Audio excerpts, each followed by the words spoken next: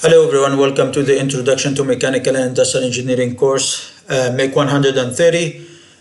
This is a new subject that we are going to discuss, the fluid engineering or fluid mechanics. Fluid engineering, this is one of the important subjects of engineering, which is of interest to both mechanical and industrial engineering.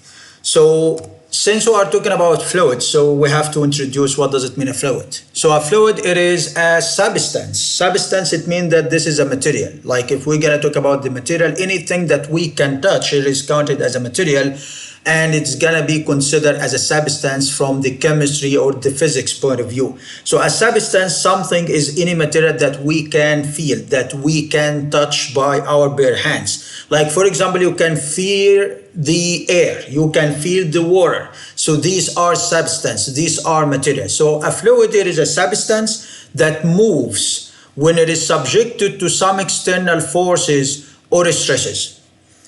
And moves, it means that this what gives the fluid the ability to be fluid, or the ability to be or the fluidity of the fluid. Fluidity, it means that it had the ability to flow once you try to push it, once you try to apply some forces or stresses on it. And this what makes fluid is different than solid material. Examples of the fluids are liquids and gases. So for example, as I mentioned, there is a difference between the fluid and the solid particle or solid object. Like solids and fluid, they are different. Different of what? Different in the phase, that this is solid and this is fluid. I know that we can distinguish between the solid and the fluid, but in terms of physics and in terms of engineering, what is the difference between fluid and solid? Solid, it deforms when it is subjected to forces or stresses, while the fluid moves when it is subjected to the same force and the stresses. For example, if you have a solid object and you somehow you are putting some constraint over this object to move, like you have a solid object and you fixing this solid object into the ground, for example, and you're gonna apply some force into this solid object. So the object will be deformed because of the applied stresses or because of the applied force. And we have discussed what does it mean deformation. Deformation, it means change in the shape of the solid object. So this means that any solid object, it has a specific shape, it has a specific form, and this shape or form and dimension is going to change because of an external force acting over a solid object. Like if you have a solid object and you're fixing it to the ground, and this object has a specific shape and form, and you're gonna apply a force on it, so the shape of the solid object is going to change, indicating that there is a deformation. So the deformation, this is the change in the shape of a solid object. And this is what makes solid different than fluid. But the fluid first has no specific form or has no specific shape, to be more accurate.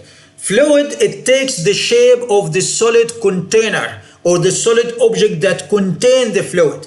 If we're gonna talk about the liquids anyway, you have to put them into a container. You have to put them like water, you have to put it in a cup, and the water is gonna take the form and the shape of the cup, the solid object itself. So we're gonna say that the fluid don't have a specific shape, and in that case, if we apply a force over the solid or over this fluid, it won't gonna deform, but instead it will move.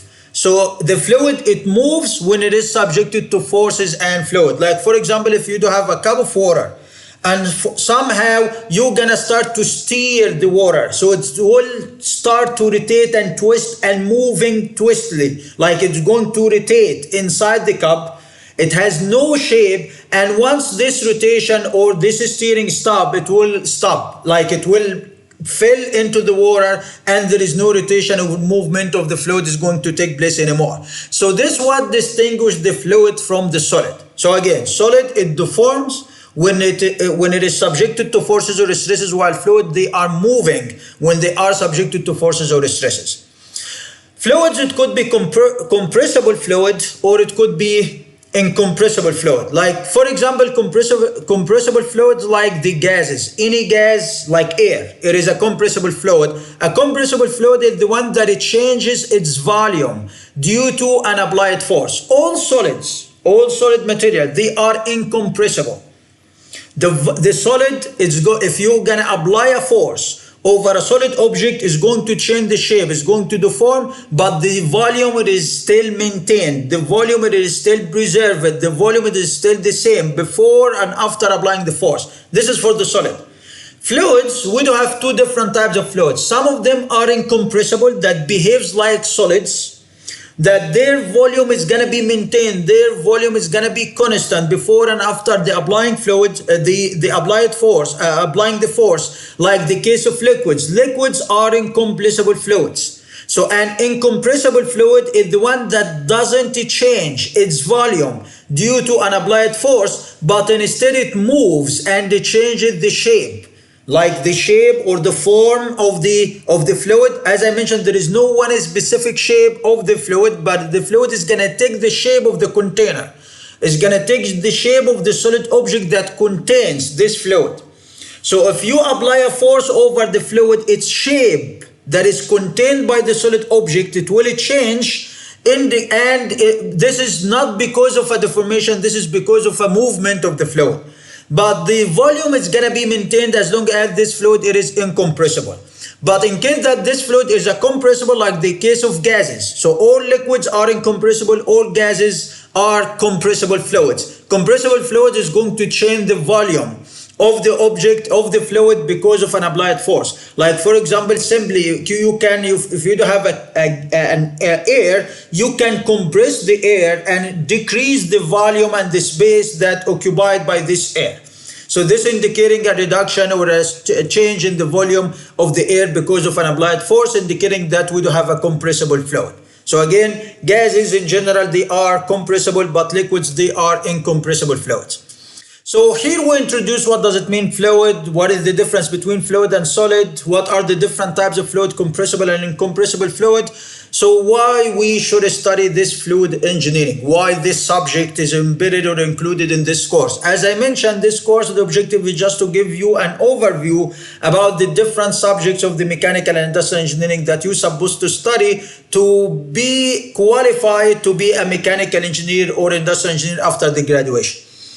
So what is the objective of this subject? Why you gonna study some courses like fluid mechanics or fluid engineering in your study plan for your major, whatever, mechanical or industrial? The objective of this course is to introduce to you the different subjects of fluids, and especially fluid engineering and fluid mechanics, and its roles in some important applications like aerodynamics, biomedical, biological engineering, piping systems, microfluidics, sport engineering, and lots. So all of these are different subjects and different application that requires engineers, whatever mechanical or industrial engineer, with a good knowledge in fluid engineering, with a good knowledge in fluid mechanics, so they can acquire a position related to the aerodynamics application or biomedical, biological engineering application, or piping system that is used for many civil engineering application, or any civil application, microfluidic and sport engineering. So all of these are different applications that, as I mentioned, requires,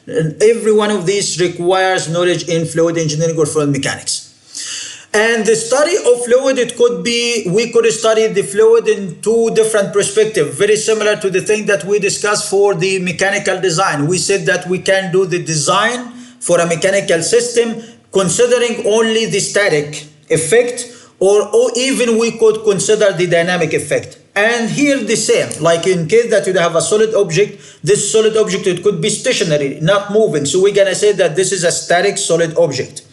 Or even we may have the solid object that is already moving. So in that case, we're gonna have a dynamic solid object. So that's why your study plan for your major mechanical and industrial engineering, you're gonna take the mechanics, engineering mechanic courses. These two courses, these are two courses. One is static, the second one is dynamic. So you're gonna study this, the static behavior of stationary solid objects, and in the meanwhile, you're gonna study the dynamic behavior of movable solid objects. The same thing for the fluid. The study of the fluid, when we study fluid engineering or fluid mechanics or the mechanics of fluid engineering, we can group it, or we can split it into two different studies or two different perspectives. We do have fluid statics and fluid dynamics, very similar to these solid objects. So fluid statics, it is used to calculate the pressure, the forces, like the Beyonce Force, for example. There are lots of forces that could be generated. One of them is the Beyonce Force, and the pressure that would be generated from the object acting on a stationary solid object like ships, tanks, and dams, for example. So in general, when we're going to talk about a fluid, in many of the cases we are interested in studying the incompressible fluid like liquids, like water, any liquid. So for example, if we're going to talk about this submarine or a ship that is floating over the surface of the sea, over the water sea. So we do have a fluid, which is the water sea, the sea water, and we do have the solid object, which is the submarine. So in all the applications of liquids, of fluids, we should have a solid object that is going to confine the fluid, or there should be an interaction between the fluid and the solid object. If we're going to talk about water, in order to collect this water, you have to put it in a container. You have to put it in a cup. So the cup, it is a solid object, and the water, it is a fluid. So there should be some kind of interaction between the solid object and this fluid. The same thing if we're going to talk about the ship that is floating over the surface of the sea. So in that case, the ship, it is a solid object, the sea, it is liquid. So it is a fluid. So there should be some interaction that is going to generate between the fluid and the solid object. So in all the engineering applications of fluids, we're going to have the fluid, it is going to be used in interaction with some solid objects. So in case that you do have in case that the solid object, it is stationary. In the meanwhile, the fluid itself, it is also stationary. So in that case, we're gonna study the static behavior of the fluid. So we're gonna consider the fluid statics. So this fluid statics, it is used, or it will be considered when in case that we have the solid object, that it should be in interaction with the fluid, is stationary, not moving. The same thing, the fluid itself is not moving. So in that case, we do have a complete static case. And in that case, in order to study the mechanics or the engineering mechanics of this fluid, we have to consider that it is static. So, and in that case, we will be able to calculate the pressure and the Beyonce force that it could be generated between the fluid and the solid object. As I said, there should be an interaction between the fluid and the solid object. This interaction can be described by a pressure that comes, or a push from the fluid over the solid object. The push of the fluid over the solid object is known as the Beyonce force. For example, what makes the ship floats over the surface of the sea water? There should be like kind of pushing. There should be like kind of Beyonce force that is going to generate from the water acting on the solid object. So this is the interaction between the solid object and the fluid itself. This interaction, it is described in the form of a Beyonce force. In case that we do have a dam, the objective of any dam is to stop the flow of any water. Like the water, it should be coming to flowing in certain direction, and then you're gonna build a dam to stop the flow of the water, to trap the water. Trapping the water, and once you build a dam, in this case, like this is a dam that is built here, and you do have water. This water, in that case, it is stationary, so there should be some kind of pressure that is going to generate over the dam that comes from the water. So that's why this dam, it should be specially designed, and it should be strong enough to withstand and support this pressure that comes from the liquid or from the water acting over the dam.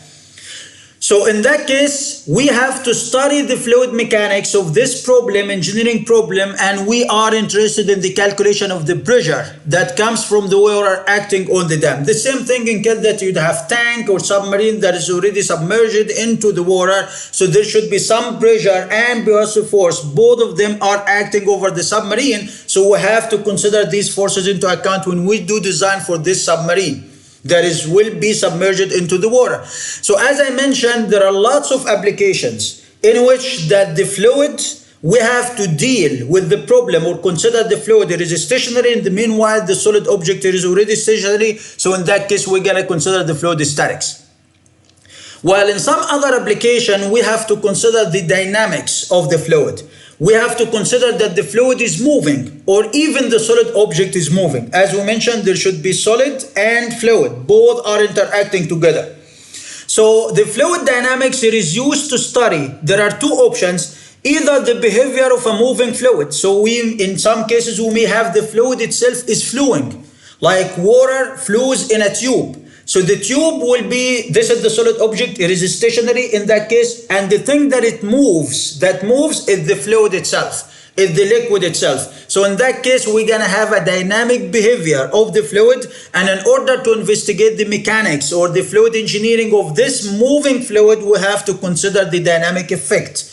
And we said, as we said in the solid object, the dynamic generates some inertia that we should be considered when we study the fluid mechanics in that case. So one scenario, one option, one case of the fluid dynamics that you do have the solid object stationary while the fluid itself is moving. A typical example of this, like you do have a fluid that moves in a tube. So when it moves inside the tube, it's going to flow with a certain velocity. How much it is, how we can determine this requires considering the fluid dynamics. The other scenario is that the fluid itself, it could be stationary. The fluid, it could be fixed, not moving, while the solid object is the thing that it moves through this stationary fluid. And this is the second scenario. A typical example of this, like when you drive your car over the highway. Air, as we mentioned, the air. It is a fluid. It is compressible fluid, yes, but anyway, it is still a fluid, and this air, it is trapped in the environment. It is stationary, not moving. But the thing that moves your car while you're driving very fast, again, is this air. As all of us know that when you drive the car over the highway, there should be kind of resistance. There should be kind of drag that is going to generate this resistance known as drag according to the fluid engineering concept, and we are going to discuss this. But anyway, there should be some resistance that comes from the air against the flow of your solid object of your car through the air. So the air, this kind of problem, this kind of situation, the air is stationary, the fluid is stationary, but the solid object is the thing that moves through this stationary air. So in that case, we have to consider the fluid dynamics in order to understand how much of resistance that is going to generate over your car while you're driving over the highway. Make sense? So all of these are different applications that we have to understand how the fluid mechanics, how the fluid engineering is understood from the two perspectives of the fluid statics or the fluid dynamics. Make sense?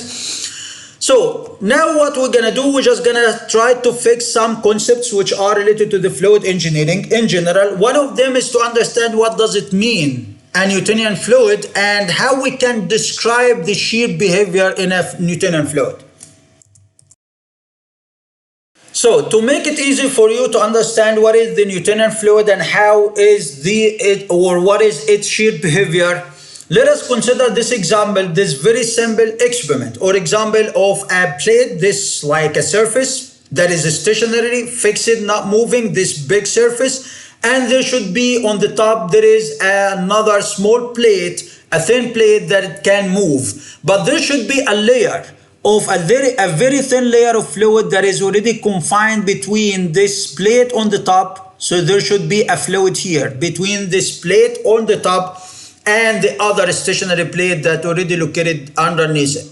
Okay, underneath. So this plate, this surface, it is fixed. This one is fixed, while the other one on the top, it is movable. And thanks to the fluid layer, the movement of the upper surface, it's gonna be like kind of simple, kind of easy, that is going to slide or move with respect to the other fixed surface. So consider a plate with a surface area A. So this plate on the top, it has a surface area. This is the surface area that I'm talking about, this thing. So if we calculated the area of this surface, this is gonna be the surface area of this plate, which is A, that is placed on the top of a surface and separated by a thin layer of liquid, whatever the type of this liquid, anyway, it is a thin layer of fluid. The top plate moves with a velocity v. So we're gonna push it to move with a certain velocity, and we are fixed for some reason this velocity v at a certain value as v. While the blue surface is already stationary, fixed, not moving, as I mentioned, the fluid particles over the stationary surface have zero velocity, while the fluid particles over the moving plate have the velocity of v of the plate, and the velocity is going to distribute between the two plates according to this figure. So I'm just going to explain this to you with more detail, but in the beginning, if we're going to refer to our discussion about the stresses, we said that the stresses, it could be like either normal stress or shear stress. And we defined that the normal stress is the one that generates because of a force acting perpendicular or normal to a surface or to the cross section of an object. Like if you have an object with a certain surface and there should be a force, in case that the direction of this force, it is normal to the surface or perpendicular to the surface, this force will produce a normal stress. But in case that the force, it is parallel to the surface, in that case the force is going to generate a shear stress. So in this experiment that we're going to consider here, we do have a plate, and this plate on the top to move, you should subject this plate into a force. You have to apply a force, and this force, it should be big enough to push the plate to move with respect to the other one. So the direction of the force is already given in this direction. This is the direction of the force. If I ask you to compare the direction of this force to the top surface of this plate, is it parallel to the surface area of the plate, to the face of the plate, or is it perpendicular or normal to this face? As you can see, it is parallel to the surface area. And according to our definition to the shear stress in the previous lectures, we said that any shear stress is the stress that produces because of a force. And the condition is that this force, it should be parallel to the surface area. So as you can see, the force, it is parallel to the surface area. This indicates that the type of stress that is going to generate because of the force, it will be shear stress. Make sense? So that's why here we are interested in is understanding how the mechanics or the behavior of a Newtonian fluid under the shear behavior or the shear stress. Like as I mentioned, the force, it is parallel to the top surface or to the surface of this plate. If you divided the force over the area, this is going to give us a stress. What kind of stress? It will be shear stress as we defined previously. We mentioned that the force should do something in this solid object or do something also in the fluid. We do have here a fluid and solid object, both. So this shear stress, this force will produce a stress. What type of stress? It will be shear stress. Why? Because the force is parallel to the surface. Make sense? So what's going to happen? Let us consider this breakdown of the fluid. So let us consider this scenario one more time. So this is the plate on the top. I'm going to represent this plate with this blue color. So assume that this is the small plate that already on the top. And the other plate, which is this thing, this is the stationary plate. I'm going to give it another color. So this is the stationary plate. So it is fixed. This thing indicates that it is stationary, fixed. While this one on the top, it is movable. Movable, it means it's going to move with a certain velocity. Let us name this velocity as V. And it's going to be pushed by a force F in this direction.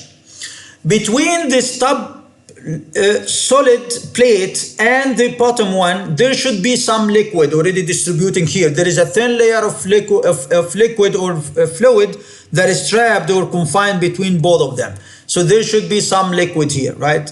Between both of them. Some liquids. Make sense? So to understand it further, let us break down this liquid into some small particles. Like any material, it's going to be composed of atoms or particles, and the size of these atoms are particles very, very, very small that is can barely see. We cannot see them by the naked eye. We have to look to see the particles of the fluid. You have to look at it through the microscope, for example. But anyway, let us assume that it has so many particles. So you're going to have like one layer of the particle that already over in contact with this stationary surface. And you're going to have this is the second layer, and then you're going to have, and so on. You're going to have so many other layers of the fluid particles. So many other layers. As you're going to keep on, you're going to find so many particles till you're going to go up on that top surface. You're going to find here some other particle that already sticking, kind of assume that they kind of sticking to the top surface. Okay, so since these particles on the top, so I'm just gonna close or shade them in this way just to distinguish these particles from this particle down there. Okay, so if we're gonna consider these closed circles or these particle shaded particles which are sticking to the top surface, so if I ask you what should be the velocity of these particles, how much it is, it should be the same velocity as the solid object, right? Because you're gonna push this thing with a certain velocity no matter what is the value of this velocity, and these particles somehow they are sticking because they are very tiny, so there should be like kind of force that is going to generate between these small particles and the solid surface. This force is big enough to make these particles sticking to the solid surface. So if you try to push the solid surface, this layer of particles is going to attain the same velocity, is going to take the same velocity as the solid object. If we decided to do the same but for the other particle on the other side that already stationary or fixed over or is sticking to the fixed surface, so definitely these particles will attain a velocity equal 0. They will not be moving. But how about this particle here? This particle is not sticking to the solid surface, so it means that it's gonna be like kind of free to move. So it will be kind of pushed, but slightly pushed. It will attain a small value of the velocity, but it will move. How about the second layer, the third layer, it will be moved faster. The fourth one, it will be moved faster, and so on. So as you can see, as we move on far from the fixed surface, the velocity of these layers of the fluid will start to increase one by one till it will be maximum where at the top surface. The top layer will be the fastest one. Why? Because it will attain the same velocity as the solid object, and then the velocity is going to decrease as we go down close to the fixed surface. So if I ask you to draw like or imagine how these velocities are distributing, so this is known as velocity distribution. Distribution, it means variation. That it means that the velocity, it will not be fixed for all the layers. The velocity will be changing from one layer to the other. The velocity here will be 0. Then if we're going to consider this is like a difference. So it will be 0 here, and it's going to keep on increasing till it will be maximum there. So if we're going to assume that this edge, the length of this edge, it is conjugate to the value or related to the value of the velocity. So as you can see, this length here is very big. This is the maximum length, and here it decreases, here it decreases, and so on, till it will be completely 0 at the fixed surface. So this figure is known as velocity profile or velocity distribution, which is commonly known as the velocity profile of the fluid. So this is known as the velocity profile of this fluid. This velocity profile describes how the velocity is going to change between these two layers, between these two solid objects, how the velocity of the multiple layers of these fluid particles are going to change between 0 and maximum at the top surface. Make sense? And this what explain what is mentioned here. The fluid particles over the stationary surface will attain 0 velocity. The particles of the fluid that is already sticking to the stationary surface will have 0 velocity, while the fluid particles over the moving plate will attain a bigger velocity, which is going to be like the same velocity of the plate that is moving with V. This makes the velocity distribute or it changes between these two values as shown in the figure. As you can see, here is going to be 0, and then it's going to keep on increasing till it will be maximum at the top surface. This is known as the velocity profile that describes the distribution of the velocity of the fluid layers from the stationary surface to the movable surface of the solid object. Make sense? Somehow this velocity, it should be related to the applied force. This velocity distribution, it should be related somehow to the applied force depending on the type of the fluid. In case that this fluid, it is a Newtonian fluid, this means that we do have a non-Newtonian fluid. So the fluids we can define the fluid as compressible fluid or incompressible fluid. This is like kind of classification. Also fluid we can classify depending on the material type, depending on the fluidity of the fluid itself. It could be classified as either Newtonian fluid or non-Newtonian fluid. Newtonian fluid, if we're going to talk about any liquid, like water, any other liquid, the drinking water, any liquid that you drink, it is counted as Newtonian fluid.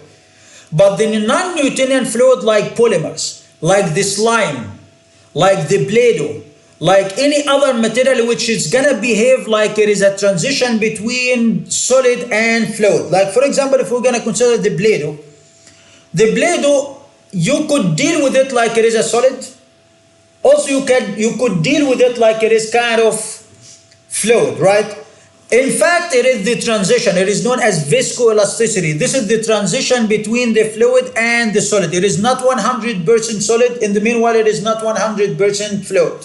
So it is a transition between the fluid and the solid. So this kind of fluid, it could be counted or considered as non-Newtonian fluid, which is the transition itself. The same thing, the slimy material, any slime, any clay. The clay, it could be like also as non-Newtonian fluid. The polymers in general, mostly they are non-Newtonian fluids.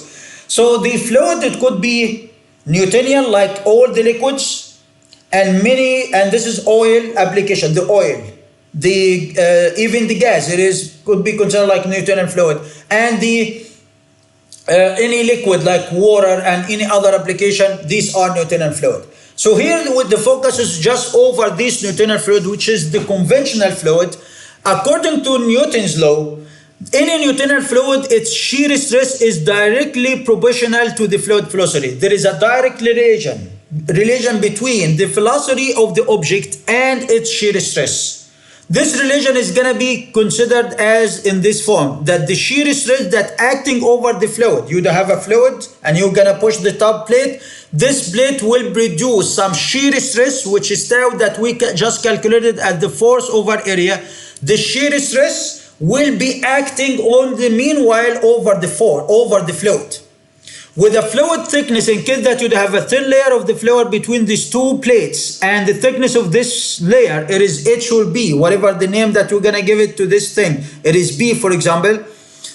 So in the case that the thickness of this layer is B, if you divided the velocity of the top surface of the plate on the top by the thickness of the thin layer, this is gonna give us a proportional relation. It means that the tau, it should be proportionally related or directly proportionally related to the velocity of the object, or V divided by B.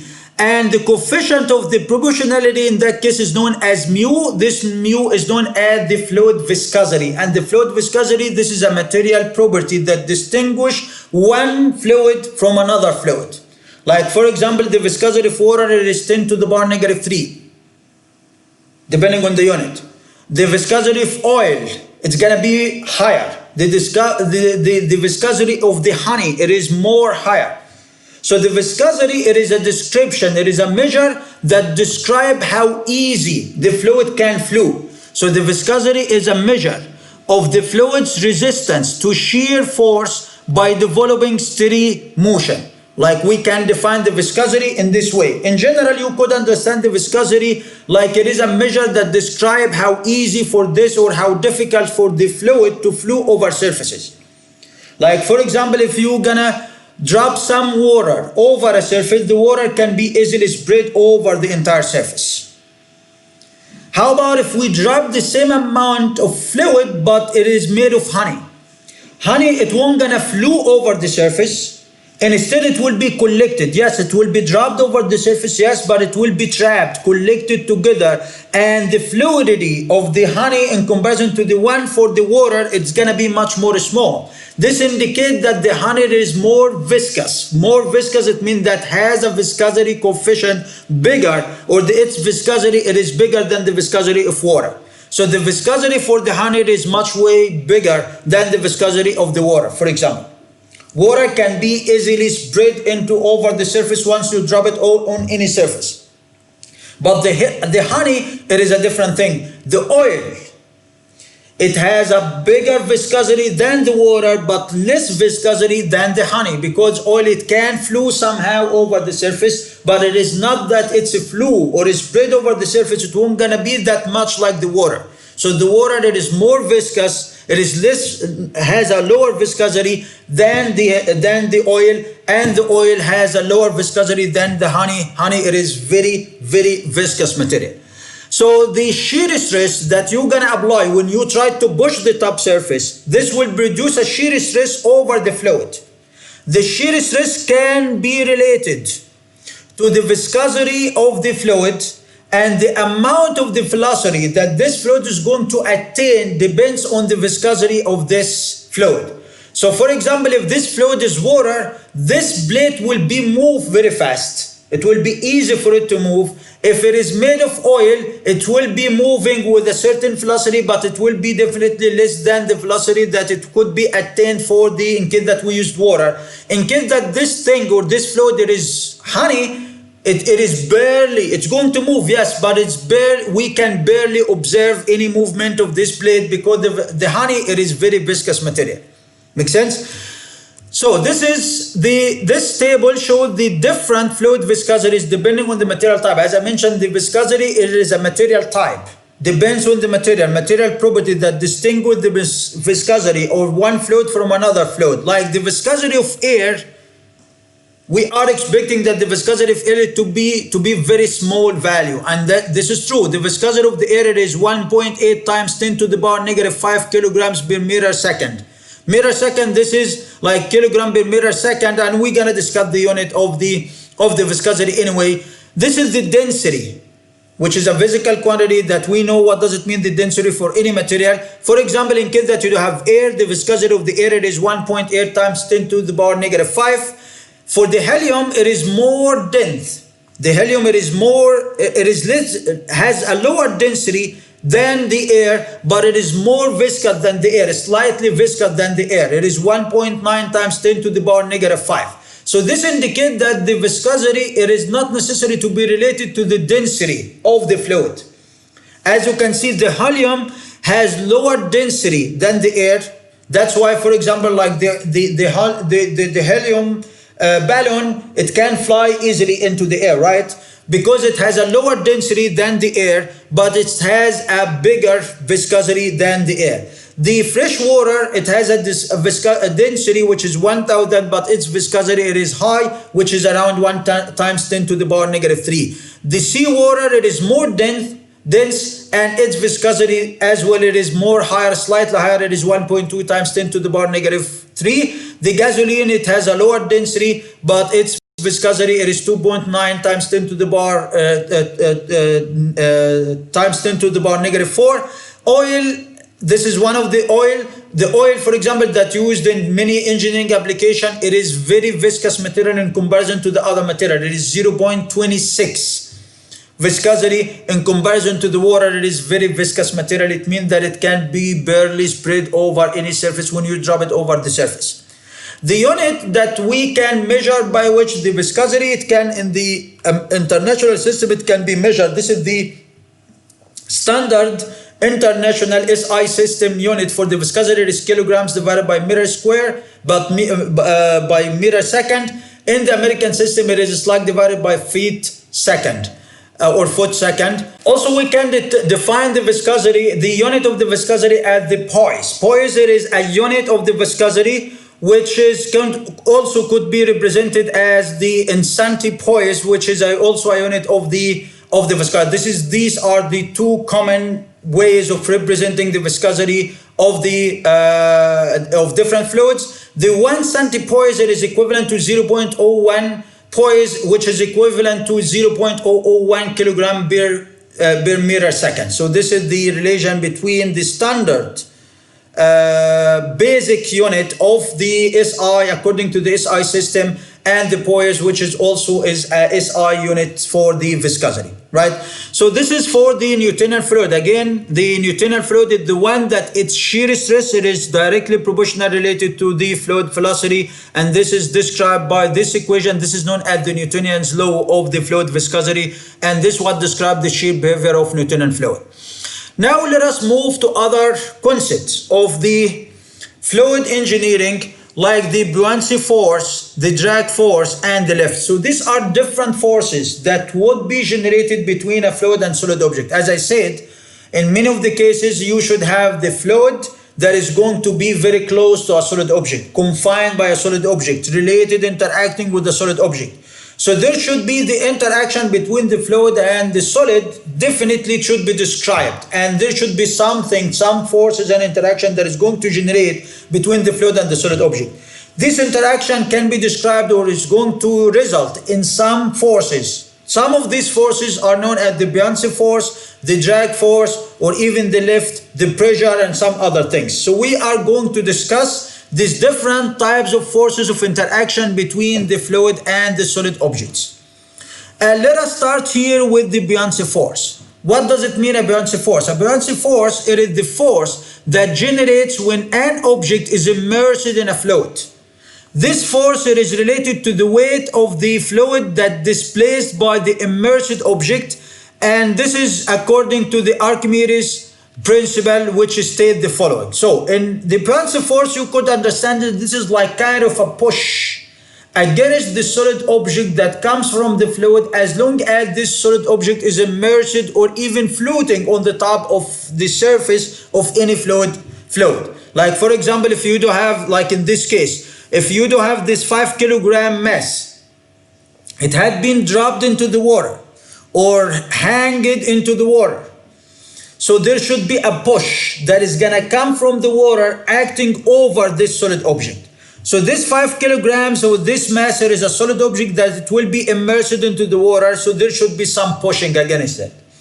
How much is this push and what it is called? It is called the Beyonce force. So this is what does it mean, the Beyonce force. And this depends on the Archimedes Principle, which is said that the upward buoyant force, upward, it means that the direction of this force all the time it is directed upward. It pushes up. It rejects any fluid. So it should be vertical force. This is one thing. It should be a vertical force and it should be all the time directed up. So for example, if you do have a dam that is standing in front of water, of liquid, is there any buoyancy force that acting from this liquid on the dam? No. The dam is stopping the flow of the water, so there should be a pressure, not a buoyancy force. But the buoyancy force requires the object should be immersed, and the direction of this force all the time it should be vertical, directed up, pushing up. So that's why it is upward force that is exerted on a body, a solid object that is immersed into the fluid, whether it is fully or partially submerged or immersed into the fluid. We could, for example, drop the fluid and the solid object that it could be completely dropped into the water and immersed into the water, or even partially submerged or immersed into the water. Like for example, the case of a ship. Part of the ship, it will be submerged into the water, and the other part will be floating and it will be appearing from the water surface, right? It is not even touching the water.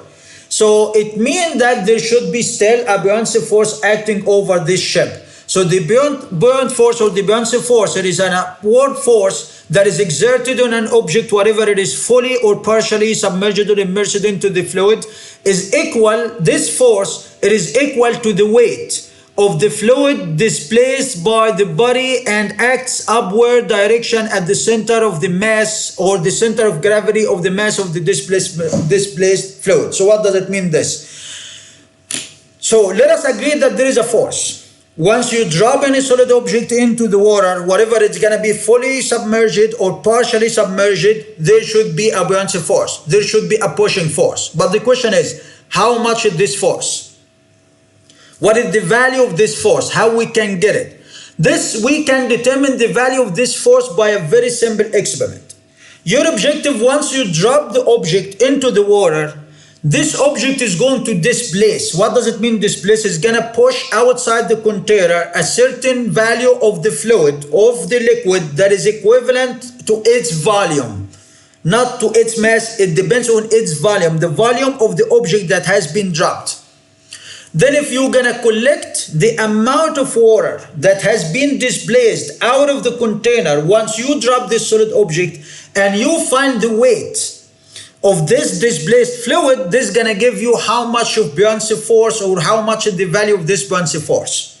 So again, how can we determine the value of the Beyonce force? This requires a very simple experiment. Like in this case, assume that you do have this mass, this object which weighs 5 kilograms. Remember that the Beyonce force doesn't depend on the weight of the object that you're gonna drop into the water, but it depends on the shape of the object. It depends on the volume of this object. So when you drop this 5 kilograms, assume that you prepare this container, and assume that the level of the water, the top surface of the water, it is directly at this orifice. And prepare another container that is going to collect any water that is going to be dropped out of this bigger container once you drop this solid object into the water. So when you drop this solid object, definitely it's going to occupy a volume. It's going to take a volume depending on its size, depending on its volume. So this volume that it will be occupied by the fluid, by the solid object, it will be pushed. This extra, this is going to make it crowded. So there should be some more water that it will be dropped out of the bigger container into the small container, and it will be collected here.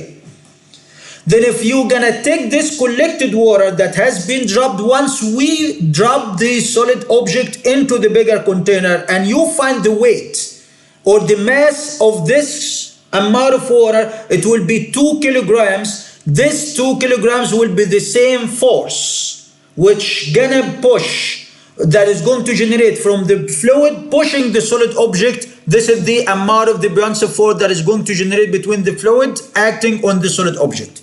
So again, the Beyonce force depends on the volume of the solid object that is submerged into the water. Or to be more accurate, it depends on the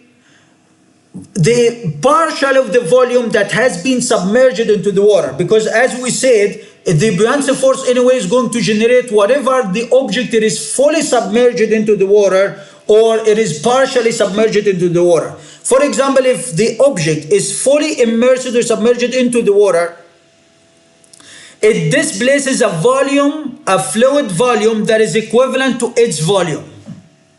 Why? To the volume of the solid object itself. Why? Because the entire volume of the object has been submerged into the water or immersed into the water. But if the object is partially immersed into the fluid, part of the solid object has been submerged and the other part not. So how much of water that will be displaced out of the container? The same volume that is already submerged. But the other volume, it will not be counted in that case. So it will displace a volume, fluid volume, that is equal to the volume of the immersed portion of the solid object. We're just gonna collect, we're gonna count how much of the volume of the solid object has been submerged or immersed into the water. Then this volume will be the same volume as the fluid. And if you find the weight of this fluid or portion of the fluid, this is gonna give you the Beyonce force. So according to this Archimedes principle, we can determine the Beyonce force according to this expression, that the Beyonce force, it equals rho F. F stands for the fluid, so it is the mass density of the fluid, not the object. As you can see, we don't care about the weight of the solid object, but we care about the weight of the fluid that it will be displaced once we drop this solid object into the bigger container. So this Beyonce force, it will depend on the density of the fluid, not the density of the solid, times the G, this is the gravitational acceleration, times the volume of the fluid that has been displaced upon dropping the solid object into the bigger container. This is how we can define the Beyonce force that is going to generate between any fluid acting on any solid object that is going to be immersed or even floating on the top of this fluid. Make sense? So we can determine the Beyonce force with this expression. As we mentioned, it is the FB is equals the rho F, which stands for the fluid density, which could be in kilogram in case that we are working with the SI unit system, or the slug per feet or foot cube, which is in case that we are working with the American unit system, time the G, which is the gravitational acceleration. The gravitational acceleration, it is 9.81 meter per second square, as long as we are working in the SI unit system. And in that case, if we plug this 9.81 and we use the mass density by kilogram per meter cube, and the volume of the fluid that is displaced by the solid object, it is in meter cube in case that we are working with the SI unit system, or it's gonna be in foot or feet cube in case that we are working with the American unit system.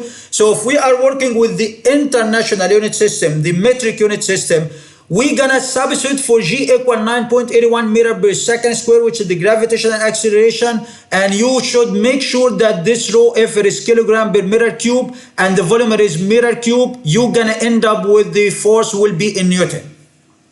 The Beyonce force will be in Newton, but in case that we are working with the American unit system, so in that case you have to substitute for the gravitational acceleration by 32.2 foot or feet per second square.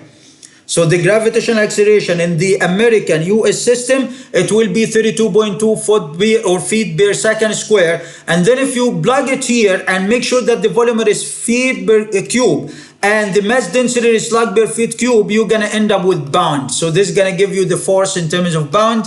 This is in case, which is LP, in case that we are working with the American system. Make sense? So this is for the Beyonce force, and this is one of the forces that is going to generate between the fluid and the solid object that describe how these two objects are interacting to each other. The other type of force is the pressure. And makes sense when you dive into the water. For example, when you dive into the water, you're gonna feel something wrong in your ears, right? You're gonna find that they kind of plugged into while you dive into the water. And as you dive more, the pressure, comes from the pressure of the column of the water above you. Like as you dive more, go deep into the water, more pressure is going to generate over your entire body, and your ears will be more plugged because of this high pressure. So the pressure increases as we deep down into the water. So how much is the pressure that is going to generate over any solid object or over any object at any level of the water can be of the liquid or the water can be calculated using this expression.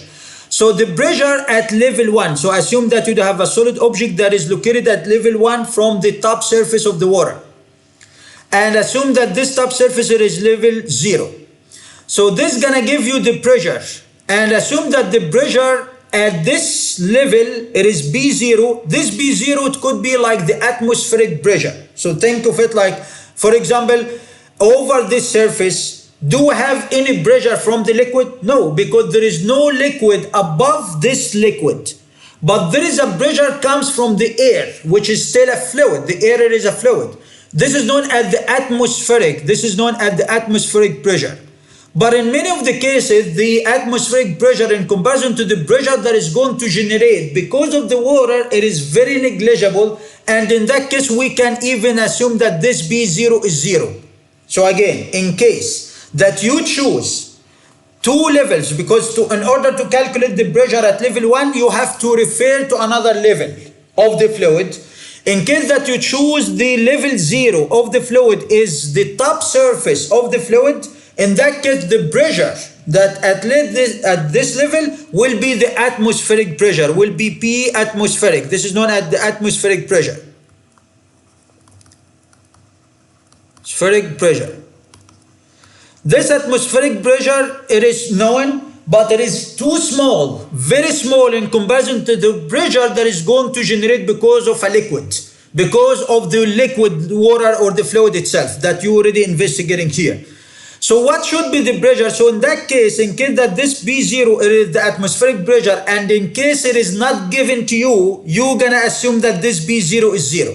So in case that the atmospheric pressure is not given to you in the problem, just simply assume it's 0 and plug it here. Why? Because, and this makes sense, Why? Because the pressure at level 1 in comparison to the B0, it is very negligible in that case. Even if you're going to consider this one going to change B1, that big a change, it is very negligible change. So that's why from the beginning you can assume that this atmospheric pressure is 0, but you should understand it is not 0. It is there, but it is very negligible. Make sense?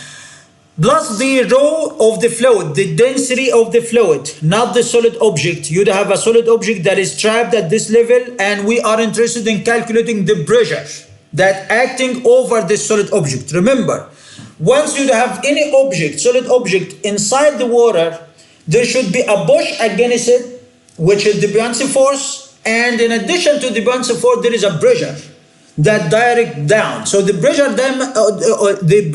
all the time pushes down. The pressure all the time pushes down. So it pushes down, this is the pressure. How much of this pressure? It will be equal to B0 plus the density of the fluid, that the times G times B. What is B? This is the height of the column of the fluid that is above this solid object. Or in other words, to be more accurate, this is the height difference between level 0 and level 1 of the fluid. You're going to choose two levels of the fluid, and you're just going to plug the pressure of the fluid at this level, and plus the rho F, which is the density of the fluid, times G, the gravitational acceleration, which it should be 9.81 or 32.2 depending on the unit system, time B, which is the height of the column of the fluid between the two levels 0 and 1. This is how we can calculate the pressure. And as we knew from physics, pressure, it is a force divided by the area. So we can, from that case, we can, in case that we knew the area, the surface area of this object, we can determine how much of force, pushing force but pushing down. This is a force that pushed down, that comes from the weight of the column of the fluid above this solid object. We can know how much of force is going to drag down the object down into the water. The unit, since we are talking about the pressure, the unit of the pressure, it should be force divided by the meter square, which is area, force per area. So it is Newton per meter square. This gives Pascal. And in case that we are working with the metric system, with the US system, is gonna PSI, which is equivalent to LB or IB divided by inch square, which is the cross-sectional area of this solid object itself. So this is how much of the pressure, this is the unit of the pressure, and this is how we can calculate it from a column of fluid above the solid object.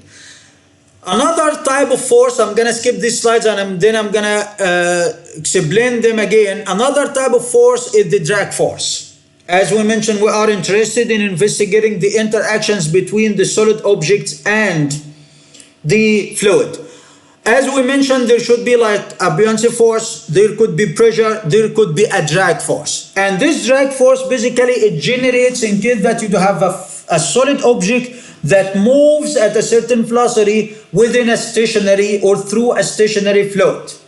The fluid will try to resist the flow or the movement of the solid object. Like as I mentioned before, in case that you're driving your car over the highway, the air is going to resist the flow of your car, the movement of your car. And this will result in a force that is going to push against the flow or the movement of your car. This force is known as the drag force. So generally speaking, in case that we have any solid object, whatever it is, and this solid object moves through any stationary fluid, there is a fluid here that is stationary, so there should be a drag. The fluid will produce some resistance over this solid object. This resistance is known as the drag force. This drag force depends on so many things. One of the things depends on the shape of the solid object, depends on the speed by which, or the velocity by which this solid object is moving through the fluid. For example, if the object moves with a lower speed, with a small speed, so the drag force, it will not be that much. It will be very, very small drag force. But the drag force is going to increase or build up as long as the speed of this object is going to increase. So the drag force, the amount, the magnitude, the value of the drag force depends on the velocity or the speed by which the object moving through the fluid. Depends on the fluid type. For example, if I ask you to run over any straight air surface, so simply you're gonna run and it would be easy for you to run, but remember that there is a drag against you as you run faster. Why? This drag comes from the air. But the resistance of the air, the drag that comes from the air over your body, it is not that big because your speed is not that much big to produce a very high drag force. But there is still a dragging force or a drag force acting on your body as long as you try to run over any surface. How about if I ask you to run into the sea, like to dive into the sea and try to run while you are into the water, against the water? It's going to be easy or difficult? No, it will be difficult. Why? Because the water is a different fluid, has different viscosity, has more drag force against you than the one that you're going to experience when you run in air. So even this indicates that the drag force, it depends on the type of the fluid.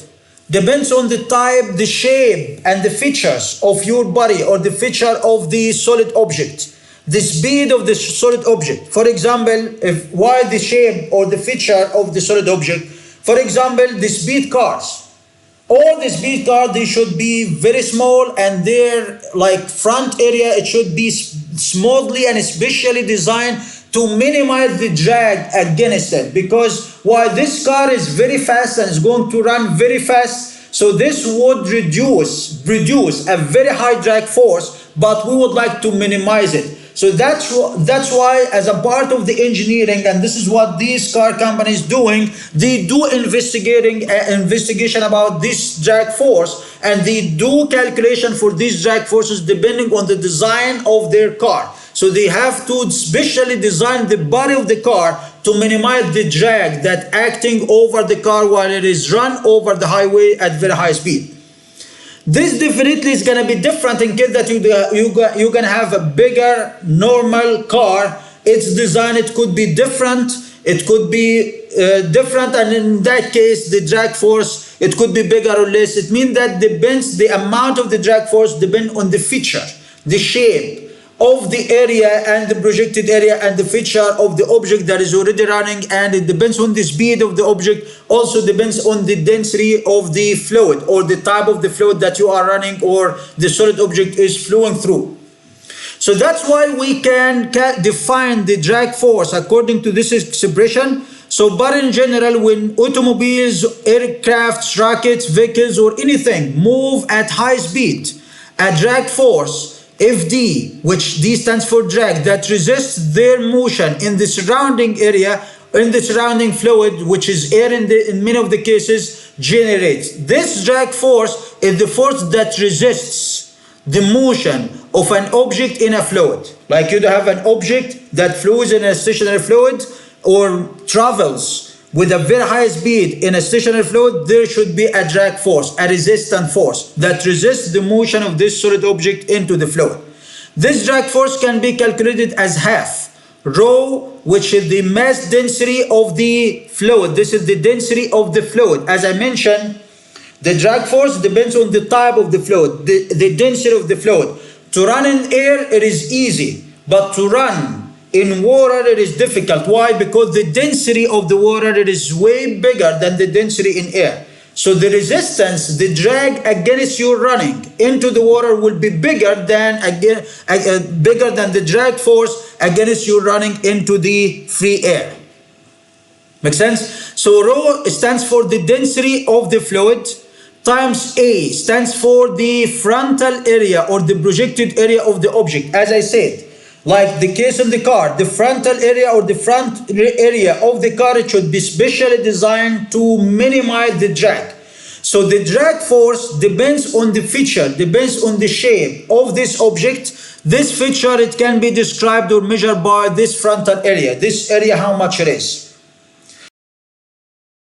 In case that we don't have a standard shape, so this area, it will be projected area of this shape. Like for example, it's going to be the projected area of this sphere. But anyway, forget about these details. This is the frontal area that depend on the shape of the front area or the front region of the solid object that is going to flow into the fluid or to move through the fluid. And rho, this is the fluid density. V, this is the average velocity by which the solid object is already flowing or moving through the fluid. As I said, the drag force depends on the speed of your car. As you speed up, more drag force is going to generate against your car. And in that case, you're going to consume more fuel in order to resist and overcome this resistance or this drag that comes from the air against your car. CD, this is known as a coefficient known as the coefficient of drag. This coefficient of drag depends on lots of things. Depends on the shape of the object. As I said, the drag, this coefficient, it will be different from bicycle for human being running or to a vehicle. So it will depend on different things. So it is a parameter that quantifies the amount of the resistance that an object will experience as it moves through a fluid. So this is going to give you the drag force, and this table here shows the relation between the frontal area and the drag coefficient, or gives you the frontal area, how much it is, and the drag coefficient for some common applications.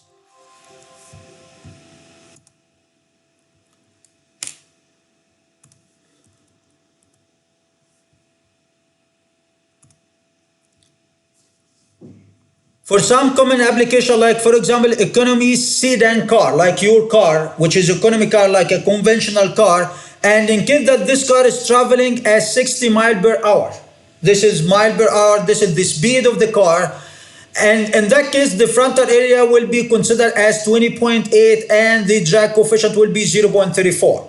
In case that you have a sport car that travels at the same speed, 60 miles per hour, but it is a sport car. So the sport car usually, it is specially designed in such a way that minimize the drag against the car. It is not the conventional economic sedan. So that's why the sport car, it is more expensive. Why? Because it is specially designed to minimize the drag coefficient. The drag coefficient now is 0.24. The frontal area, it could be the same or even bigger or slightly less anyway, but the drag coefficient that is much more lower than the conventional economy sedan car. So if we consider the bicycle and a rider, as you can see, a bicycle cannot be driven by itself. Anyway, we should consider the bicycle with the rider, with the guy who is already riding, because the guy has a feature.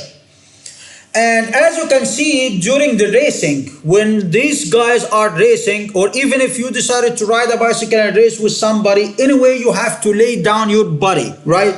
Why you have to do so? To minimize the drag coefficient. And if you can observe the racing of bicycle, any bicycle racing, these guys all the time, they laying down over the bicycle to minimize the drag against their body, so they won't gonna exert more effort and they won't gonna get tired very quick, and in that case the drag force will be lower and the drag coefficient will be lower, it will be less, it will be 0.9 in that case. But the frontal area is gonna be equivalent to 4.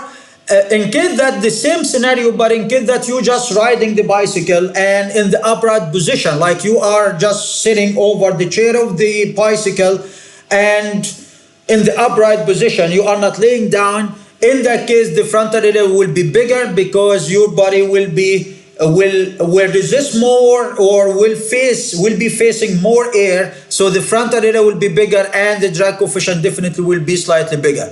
If person is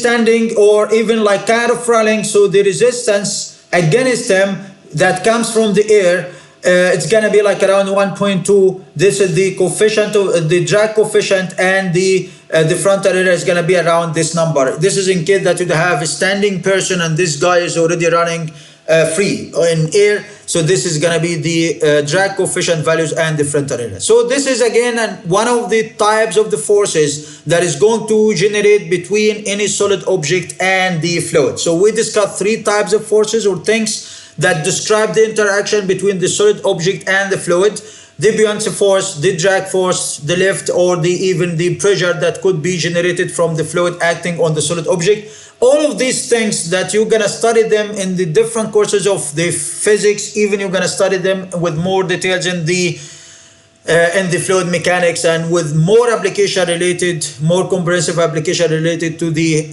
fluid engineering. Make sense? All right, so one other application or subject or topic related to the fluid engineering is the type of the fluid. As we said, the study of fluid, it could be static or it could be dynamics. In the static situation, we are interested in calculating the Beyonce force and the pressure. In the dynamic situation, we are interested in the calculation of the drag force. When these fluids, whatever, and we said that we do have two scenarios for the dynamics. Whatever the object, the solid object is the thing that flows through a stationary fluid system. This is one scenario, and this will result in some drag force, and we have discussed these drag forces. The other option is that you're gonna have the fluid itself is the one that is moving inside a fluid or against a fluid. Like in this case, you don't have, like inside a solid object, like you're gonna have the fluid moves or flows inside the solid object or against a solid object. Like you don't have this sphere that is stationary, not moving, but the fluid is the one that is moves. So that moves. So we're still working dynamics. Very similar to this case, but in this case, we're gonna have a drag force. In this case, the object, the solid object is the one that moves and the fluid is stationary. Here we are taking the other way, like the other way around, that the solid object is stationary, but the fluid is moving. So the flow of the fluid it could move depending on two different scenarios. There are two different types of the fluid flow. It could be either laminar flow or turbulent flow. A laminar flow, the fluid flows smoothly with a relatively slow rate around the solid object. Like you have this sphere. So when the fluid particle comes very close to the sphere, it won't gonna hit to it, but instead it's gonna try to skip the solid object in that way. So this is gonna give like a laminar flow, then it will be merged again with the other particles. So think of it like this is one particle of the fluid, and this line represents the trajectory of the flow of this particle around the solid object. So once it comes close to the solid object, it will start to veer, to skip the solid object, and it will be collected again with the other particles. So as you can see, these other particles. So here we have a specific distance. We're gonna maintain the same distance once we skip the solid object. We're gonna maintain the same pattern of the flow once we skip the solid object. So before approaching the solid object, the flow will have certain features. These features will be obtained again once we skip the solid object. This indicates a smooth transition or a smooth skipping of the solid object at a very relative, at a slow rate around the solid object. This will give us a laminar flow. So this is what does it mean, a laminar flow. But a turbulent fluid is a different thing. The fluid is random, and the flow pattern, so these lines is known as the flow pattern, or the trajectories, as I mentioned, of these particles, how they are traveling around the solid object, breaks up and is irregular. That this pattern will be very random after we skip the solid object. Like we start with the regular pattern of the fluid flow. These particles, they do have a certain arrangement before they approach the solid object. Once they approach the solid object and try to skip it, because they are coming at a very, very high speed rate, so this will result in some randomness. So their trajectory, it will not be that this particle is gonna keep on twisting in air till it will skip the solid object. So this give a different pattern before the skipping the solid object, which is different than what was happening when we were approaching, or these particles were approaching the solid object. This gives a turbulent flow. So this depends, as I mentioned, on the speed of the flow of the fluid system itself. So this is another dynamic application, and the dynamic behavior that describe the flow of these fluids. It could be either, as I said, laminar flow or turbulent flow. There is a measure which is known as the Reynolds number. Reynolds, this is a guy who already drive it. This Reynolds number, which is commonly known as RE, stands for his name. It is a factor measure that defines the nature of the fluid flow, whether it is laminar or turbulent flow. Based on this number, and this is the thing that you're gonna study when you're gonna learn when you study the fluid mechanics course. You're gonna know how you can calculate this Reynolds number for different engineering applications. So in case that in general the Reynolds number is less than or equal 2000, it indicates a laminar flow. So in case the laminar flow, it will be obtained as long as the Reynolds number is less than 2000. But if it is bigger than 2000, definitely we're gonna end up with a turbulent flow. So this is the benefit of the Reynolds number, and this is how we can use it to judge whatever we do have a laminar flow or a turbulent flow. Make sense? Last application here that also involves dynamics of the fluid flow. As we said, the dynamic, in case that the fluid it moves, so there should be a dynamic effect that could be considered in that case. So in this scenario, this is one of the important applications that we basically consider as engineer, is the flow of fluids inside tubes. Like you have a tube, and this tube has a radius of R. So this uppercase R stands for the inner radius of the tube. And there should be fluid here that is flowing inside this tube. The fluid itself is going to flow inside the tube with different velocities. The same thing, the same concept that we explained when we were discussing this concept of the Newtonian fluid. So assuming that you have a Newtonian fluid that flows into tube, not over the surface. No, you do have a fluid that flows inside the tube. So the velocity of the fluid is going to distribute between the two surfaces, the two inner surfaces of the tube. The tube has a circular surface, a cylindrical surface inside the tube. So any particle of the fluid that is adjacent or very close to the surface, it will be sticking to the solid surface of the tube, and it will have a zero velocity. But the other particle, they're gonna start to move, and they're gonna attain different velocity. So the velocity will be keep on increasing till it will be maximum in the middle at exactly the center axis of the tube, and it's going to decay again to be zero on the other side, because this is a circular cylindrical surface. So there are some particles who are sticking to this surface, and there are some other particles who are sticking into this surface, this solid surface. But the other particles in between, at this between layers, they're gonna be at different speeds. They are free, and they're gonna acquire different speeds. So the speed will be keep on increasing from zero to be maximum in the center. Then it's going to decrease again to be zero one more time at the other side. So this gives like a parabolic distribution known as the velocity profile that describe how the speed is going to change from zero at the surfaces to be maximum at the center. How we can calculate this this velocity distribution in case that we do have a laminar flow. So in case that we do have a turbulent flow, we're gonna have a different expression. This expression, this equation for this velocity as a function of R. What is R? This is a radial position. What does it mean, a radial position? As I said, if we consider the two surfaces or the two ends of the cylinder, and this is the center line. So if as I said, assume that the fluid, it is like multiple layers. So this is one layer, this is another layer, and another layer, and so on. So we do have so many layers in this way. At the end, you're going to have some other layer that are already sticking to the surface. So for example, if I ask you what is the distance between this specific layer and the center of the tube, this is going to give us R. So this R defines the location of the different layers of the fluid from the center. So for the specific layer, if we are interested, as I mentioned, the velocity of this layer, it is zero. But the velocity of this layer, it is slightly bigger. But how much it is? We can determine this velocity of this layer depending on this expression, which is equal to V maximum. This is the maximum velocity that takes place at this point at the center, which can be calculated using this expression, and I'm going to explain it, but times 1 negative R over R squared. R uppercase, it is constant value that stands for the radius, the inner radius of the tube, which is not changing. But the only thing that it changed is this little small lowercase r.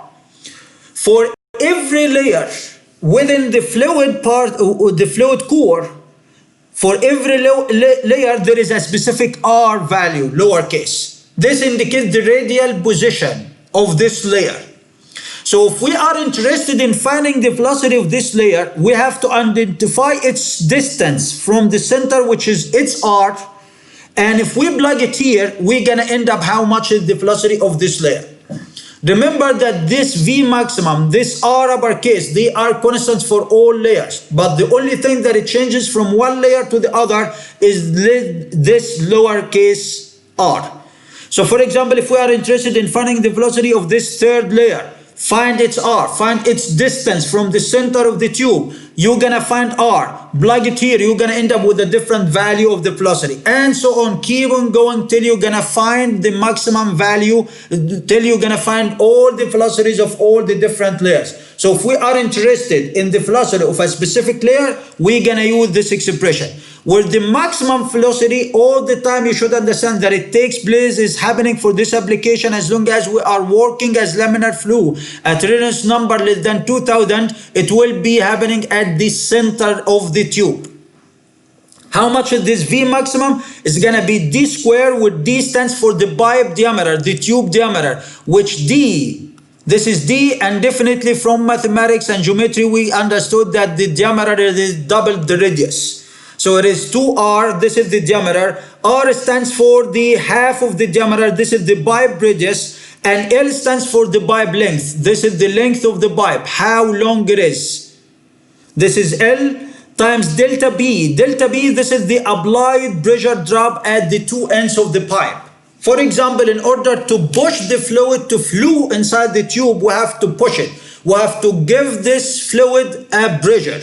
The pressure, it should be bigger on one side at one end of the tube than the other end. Because if we are pushing, so you're going to give a push from this direction, probably for some reason you may have a push in the opposite direction. If the pressure at this end is bigger than the other end, if B1 bigger, the pressure at the end 1 is bigger than the pressure at end 2, end 2, the fluid is going to flow in this direction. It's going to go to the right in the same direction as the bigger pressure. So the difference between the two pressures, this is going to give us B1 negative B2. This is delta B, which is the driving pressure. This is the pressure difference that is needed to push the fluid to flow inside the tube. Mu, this is the fluid viscosity, as we define the viscosity, which indicates how easy for this fluid to be pushed and flow faster inside the tube as long as it has lower viscosity. But if the viscosity increased, the maximum velocity is going to decrease.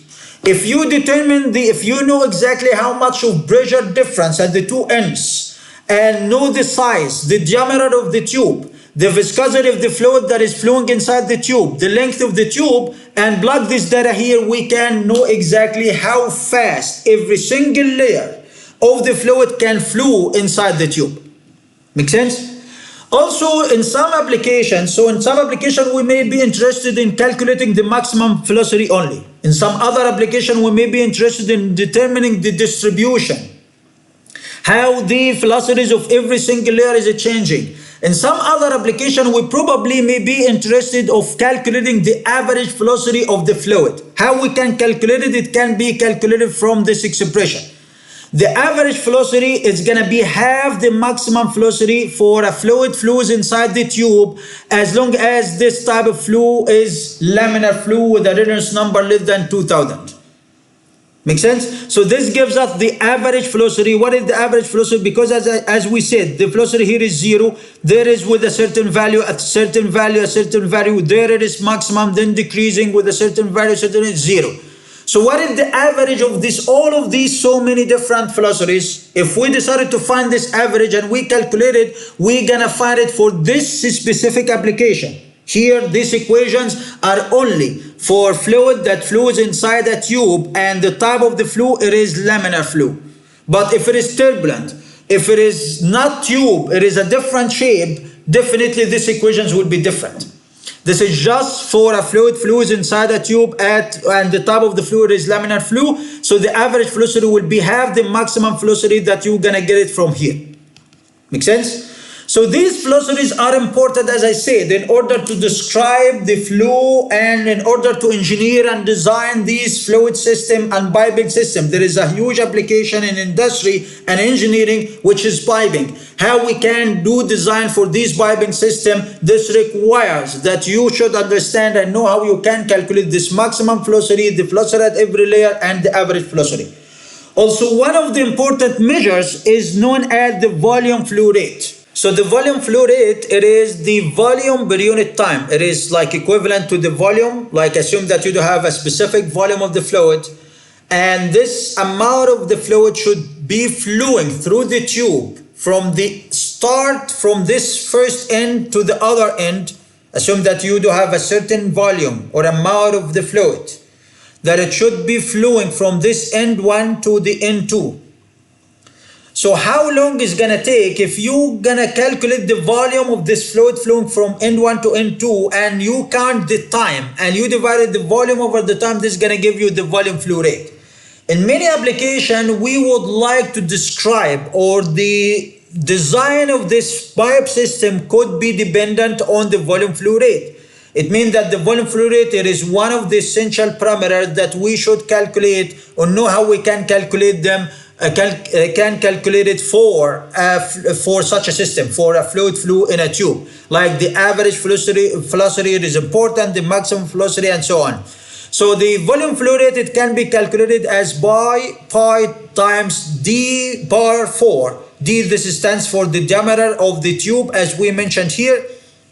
This is the pipe or the tube diameter, and delta P stands for the pressure drop between the two ends of the pipe or the tube, and divided by 128 times mu, which is the viscosity, times L, which is the tube length. You're gonna plug this data here, you're gonna end up with the volume flow rate, how much it is. So as I mentioned, these quantities or these values, like the average velocity, the volume flow rate, the maximum velocity, the velocity at every single layer of the fluid, these parameters are important to know them for such a system, for fluid flow in a pipe, when basically we design this pipe system for different engineering applications. Make sense?